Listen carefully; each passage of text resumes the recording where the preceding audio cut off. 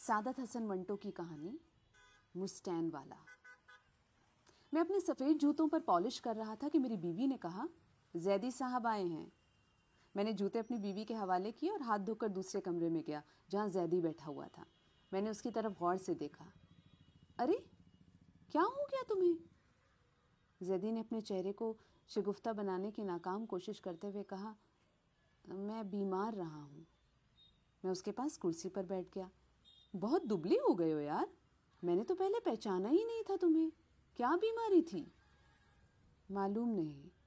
کیا مطلب؟ زیدی نے اپنے خشک ہونٹوں پر زبان پھیری۔ کچھ سمجھ میں نہیں آتا کیا بیماری ہے۔ تو اس کا یہ مطلب ہے کہ تم ابھی تک بیمار ہو؟ ہاں کچھ ایسا ہی ہے۔ بھائی کسی اچھے ڈاکٹر کو دکھانا تھا نا۔ زیدی خاموش رہا۔ میں نے پھر کہا، کسی اچھے ڈاکٹر سے مشورہ لیا؟ نہیں۔ کیوں؟ زیدی پھر خاموش رہا۔ جواب دینے کے بجائے اس نے جیب سے سگریٹس نکالی۔ اس کی انگلیاں کانپ رہی تھیں۔ میرا خیال ہے زیدی، تمہارا نروس سسٹم خراب ہو گیا ہے۔ تم وٹامن بی کی انجیکشن لگوانا شروع کر دو، بالکل ٹھیک ہو جاؤ گے۔ پچھلے برس زیادہ وسکی پینے سے میرا یہی حال ہو گیا تھا، لیکن 12 انجیکشن لینے سے میری کمزوری دور ہو گئی۔ تم کسی اچھے ڈاکٹر سے مشورہ کیوں نہیں لیتے ہو؟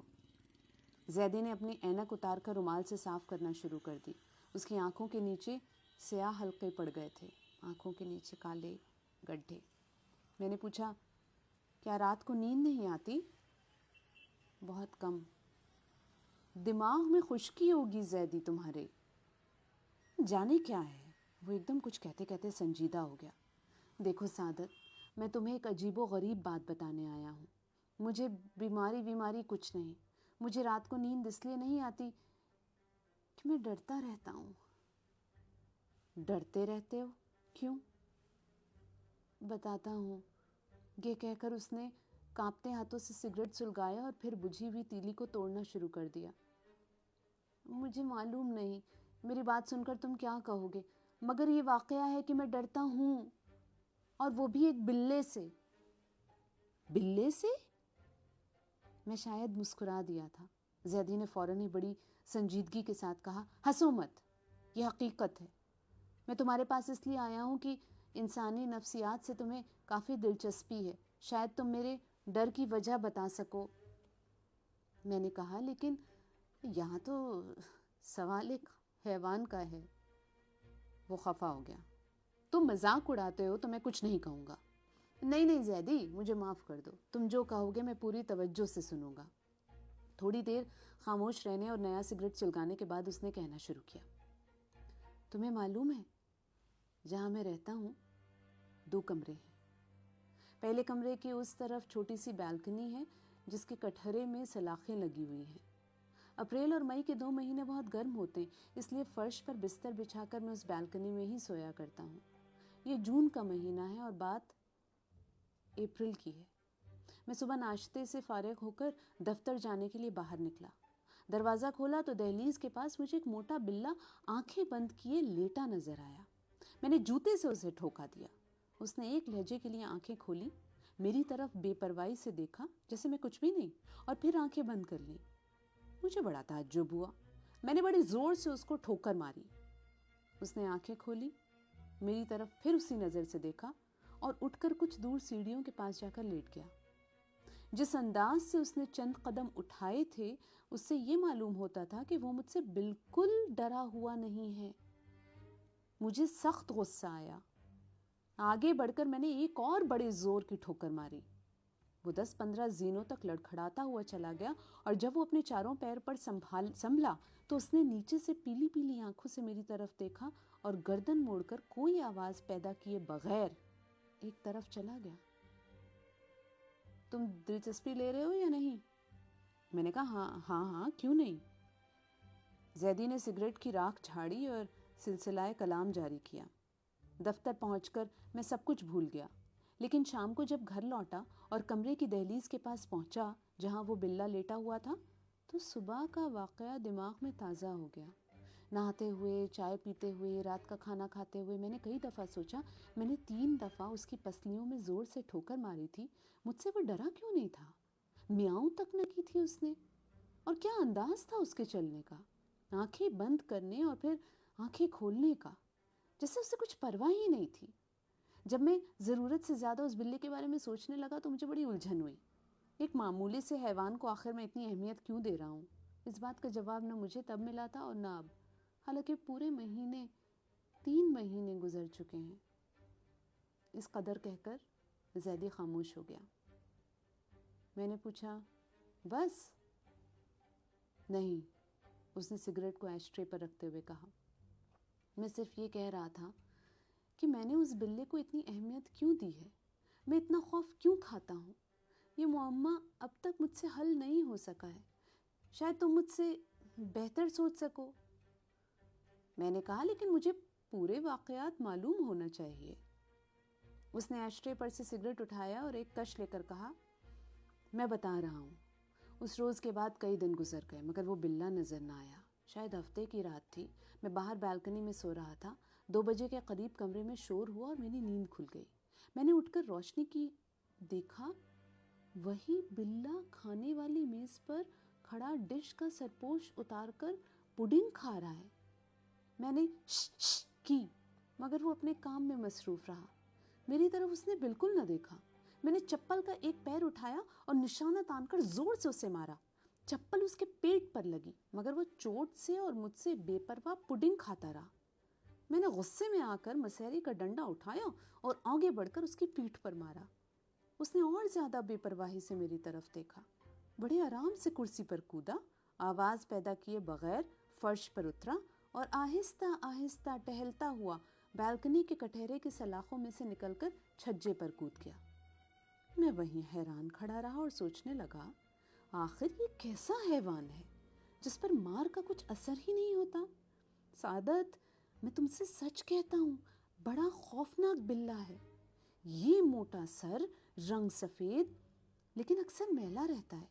میں نے ایسا غلیظ بلہ اپنی زندگی میں نہیں دیکھا۔ اس نے ایش ٹرے میں سگریٹ بجھایا اور خاموش ہو گیا۔ میں نے کہا، بلیاں تو خود کو بہت صاف ستھرا رکھتے ہیں۔ وہ اٹھ کھڑا ہوا، لیکن یہ بلہ شاید جان بوجھ کر خود کو غلیظ رکھتا ہے۔ لیٹتا ہے کوڑے کرکٹ کے پاس، کان سے لہو بہ رہا ہے پر مجال ہے جو اسے چاٹ کر صاف کرے۔ سر پھٹا ہوا ہے پر اسے کچھ ہوش نہیں، بس سارا دن مارا مارا پھرتا ہے۔ میں نے پوچھا، لیکن اس میں خوف کھانے کی کیا بات ہے؟ وہ بیٹھ گیا۔ یہی تو میں خود دریافت کرنا چاہتا ہوں۔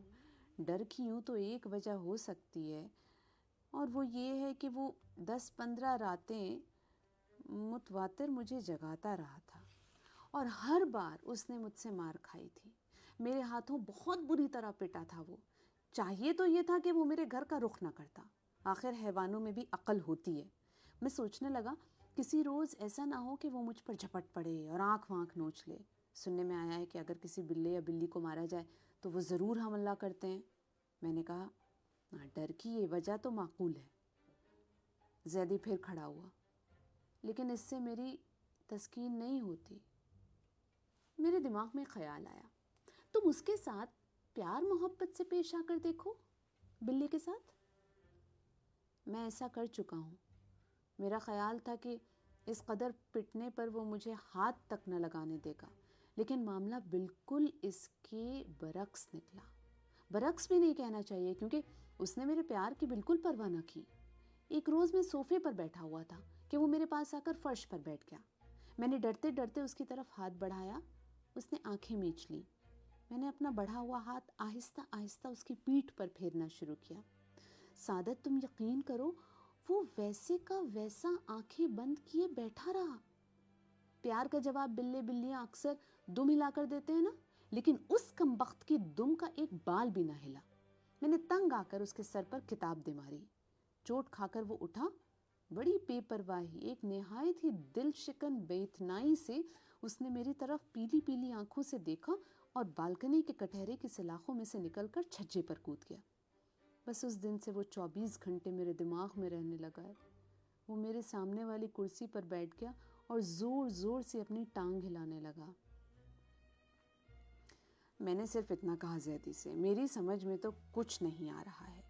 میں اتنا ضرور سمجھ رہا تھا کہ تمہیں ڈر ہے، مگر یہ کس طرح کا ڈر ہے؟ اب زیدی کا ڈر بے بنیاد تو نہیں؟ زیدی دانتوں سے ناخن کاٹنے لگا. میری سمجھ میں بھی کچھ نہیں آتا، یہی وجہ ہے کہ میں تمہارے پاس آیا ہوں. وہ اٹھا اور کمرے میں ٹہلنے لگا. تھوڑی دیر کے بعد وہ رکا اور ایش ٹرے میں سے بجھی ہوئی دیا سلائی اٹھا کر توڑنے لگا. اب میری یہ حالت ہو گئی ہے کہ رات بھر جاگتا رہتا ہوں. ذرا سی آہٹ ہوتی ہے تو سمجھتا ہوں وہی بلا ہے. پچھلے 8 روز سے وہ کہیں غائب ہے. معلوم نہیں اسے کسی نے مار ڈالا ہے یا وہ بیمار ہے یا کہیں اور چلا گیا ہے. میں نے کہا اچھا ہے جو غائب ہو گیا ہے. اب تم کیوں سوچتے ہو؟ معلوم نہیں کیوں سوچتا ہوں.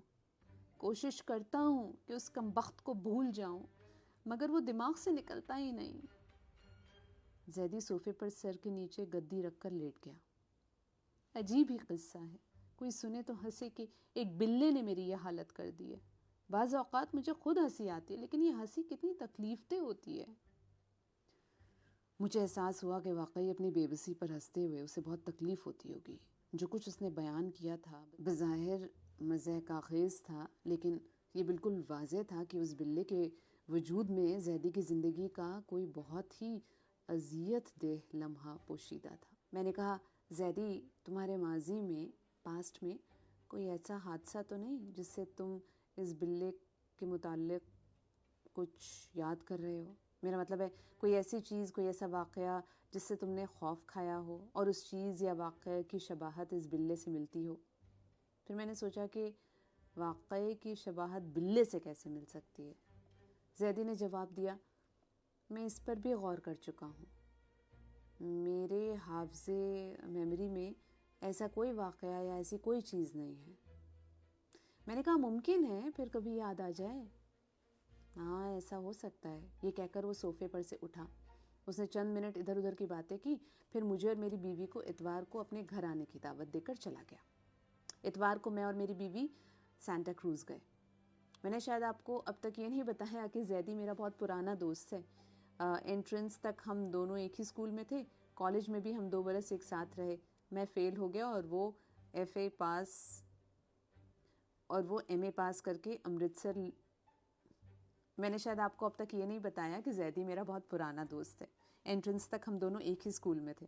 کالج میں بھی ہم 2 برس ایک ساتھ رہے. میں فیل ہو گیا اور وہ ایم اے پاس کر کے امرتسر چھوڑ کر لاہور چلا آیا، جہاں اس نے آگے پڑھائی کی. 4-5 برس بیکار رہنے کے بعد بمبئی چلا گیا. بمبئی میں وہ 1 برس سے جہازوں کی کمپنی میں ملازم تھا. دوپہر کا کھانا کھانے کے بعد ہم دیر تک نئی اور پرانی فلموں کے متعلق باتیں کرتے رہے. میری بیوی بہت فلم دیکھو قسم کی عورت ہے، اس لیے گفتگو میں زیادہ حصہ اسی کا تھا. فلموں کے متعلق باتیں ختم ہوئیں کہ بالکنی کے کٹہرے کے سلاخوں سے ایک موٹا بلہ اندر داخل ہوا. میں نے اور زیدی نے بیک وقت اس کی طرف دیکھا. زیدی کے چہرے سے مجھے معلوم ہو گیا کہ یہ وہی بلہ ہے. میں نے غور سے اس کی طرف دیکھا. اس کے سر پر کانوں کے پاس ایک گہرا زخم تھا جس پر ہلدی لگی ہوئی تھی. بال بے حد میلے تھے. چال میں، جیسا کہ زیدی نے کہا تھا، ایک عجیب قسم کی بے پرواہی تھی. ہم 3 لوگ کمرے میں موجود تھے، مگر اس نے کسی کی طرف بھی آنکھ اٹھا کر نہ دیکھا. جب وہ میری بیوی کے پاس سے گزرا تو وہ چیخ اٹھی، یہ کیسا بلہ ہے سعادت صاحب؟ میں نے پوچھا کیا مطلب؟ میری بیوی نے جواب دیا، پورا بدماش لگتا ہے. زیدی نے بوکھلا کر کہا، بدماش؟ میری بیوی شرما گئی. جی ہاں ایسا ہی لگتا ہے. زیدی کچھ سوچنے لگا. تھوڑی دیر کے بعد وہ اٹھا. سعادت ذرا ادھر آؤ.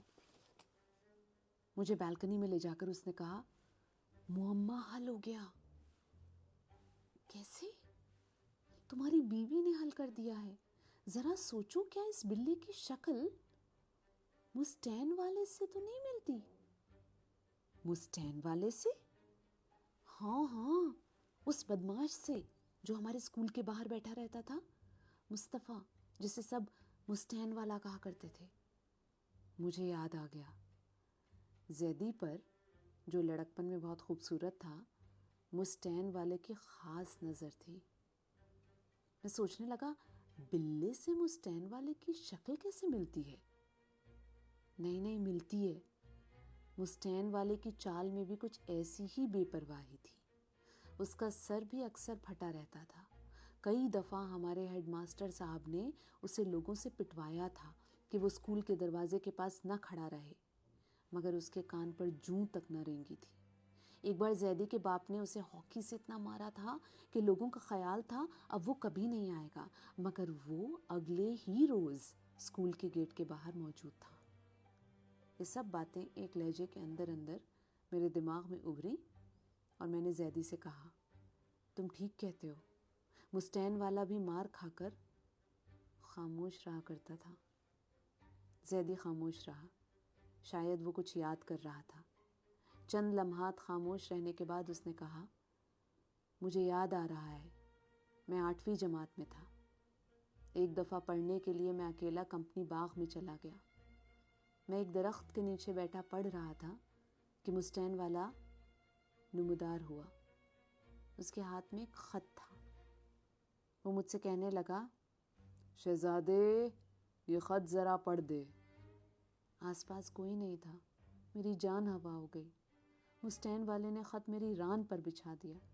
میں ایک دم اٹھا اور بھاگا. اس نے میرا پیچھا کیا لیکن میں اس قدر تیز دوڑا کہ وہ بہت پیچھے رہ گیا. گھر پہنچتے ہی مجھے تیز بخار چڑھ گیا اور 2 دن تک عجیب سی کیفیت رہی. سعادت، میری والدہ کا خیال تھا کہ جس درخت کے نیچے میں پڑھنے کے لیے بیٹھا تھا وہ آسیب زدہ تھا، مطلب بھوت پریت رہتے تھے اس میں. زیدی یہ کہہ ہی رہا تھا کہ بلّا ہماری ٹانگوں میں سے گزر کر کٹہرے کی سلاخوں میں سے چھجے پر کود گیا. چھجے پر چند قدم چل کر اس نے مڑ کر پیلی پیلی آنکھوں سے ہماری طرف اپنی مخصوص بے پرواہی سے دیکھا. میں نے مسکرا کر کہا، مسٹین والا. زیدی جھینپ گیا.